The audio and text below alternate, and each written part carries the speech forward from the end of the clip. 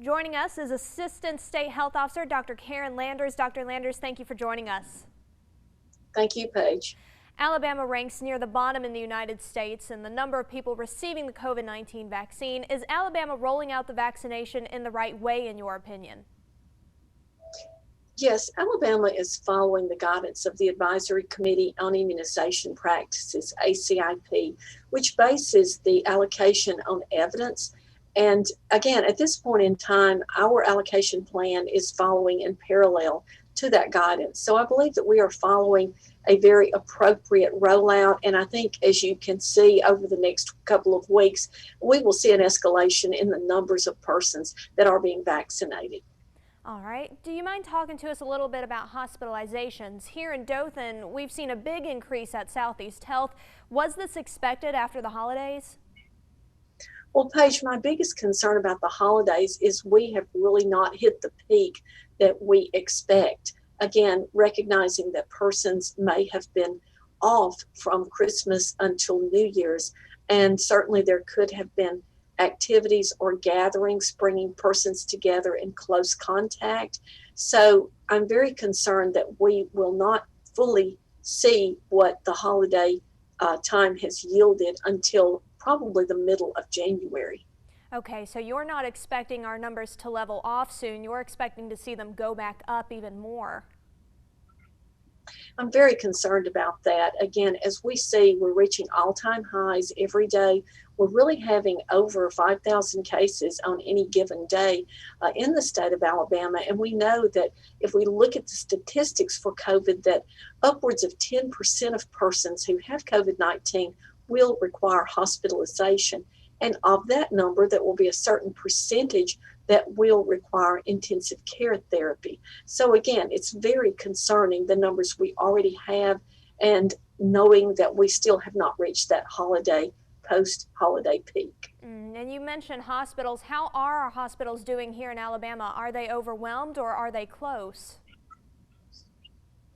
Well, again, looking at hospitals as far as the way that they manage their individual surge plans within their facilities, as well as their referral plans.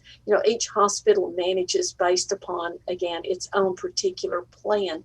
Now, my concern is that we can talk all day about expanding bed capacity and expanding space for persons, but it's the personnel.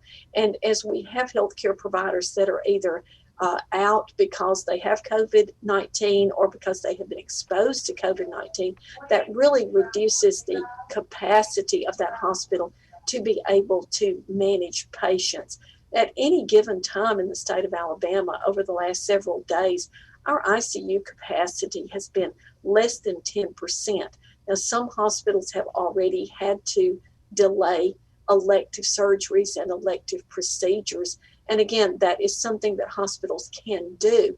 But certainly we want to be able to care for every patient that needs care. And this surge of COVID-19 patients is really compromising our ability to handle patients with non-COVID related needs. So everyone is being affected, even if they don't have COVID.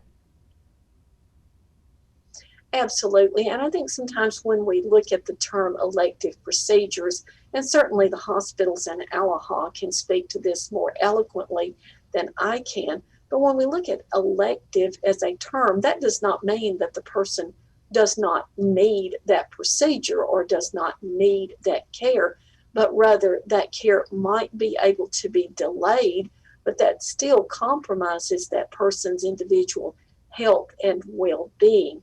So again, the message here is for all of us who are certainly not at the point to have COVID or require hospitalization. Please, please adhere to the preventive standards we talked about.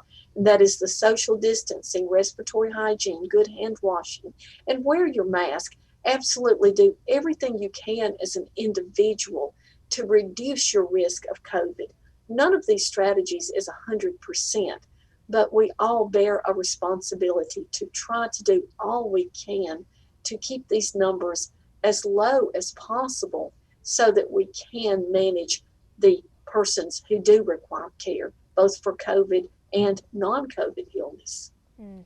And Dr. Landers, you know this, the COVID-19 variant has been discovered in now our neighboring states. How concerned should Alabamians be about that now that that is piled on top of the original strain? Well, viruses mutate, and certainly SARS-CoV-2 has already mutated, and we know that it will mutate.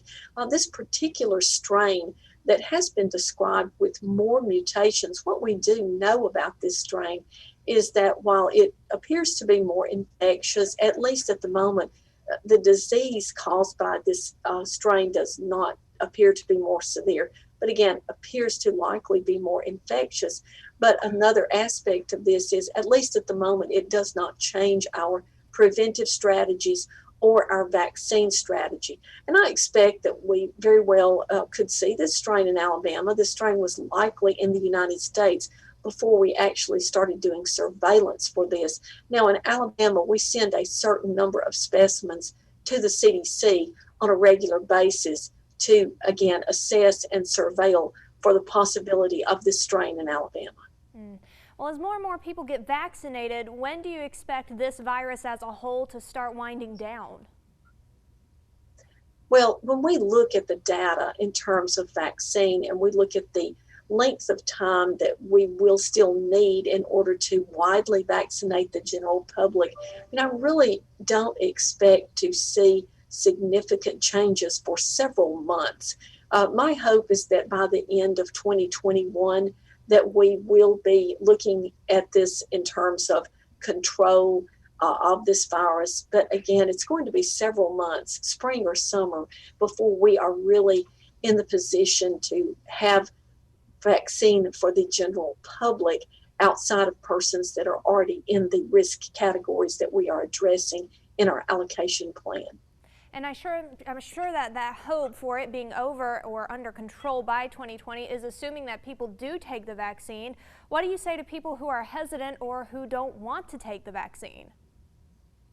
Well, again, we certainly want people to ask questions. We continue to provide factual information and science-based information on our vaccine webpage with the Alabama Department of Public Health. We urge persons to ask their healthcare provider, ask their pharmacist, certainly check with the trusted medical personnel that person's deal with on a regular basis.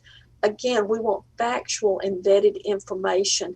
And I do expect that as more persons in the healthcare system, as well as persons in other age groups, take the vaccine, that there will be additional persons who might have been reluctant but see that this vaccine has been given to other people and become more comfortable. And we will continue to provide additional information on the vaccine, as I said, on our webpage, through our social media, and through news releases and other outlets, because we certainly need to have widespread vaccination in order to get this virus under control.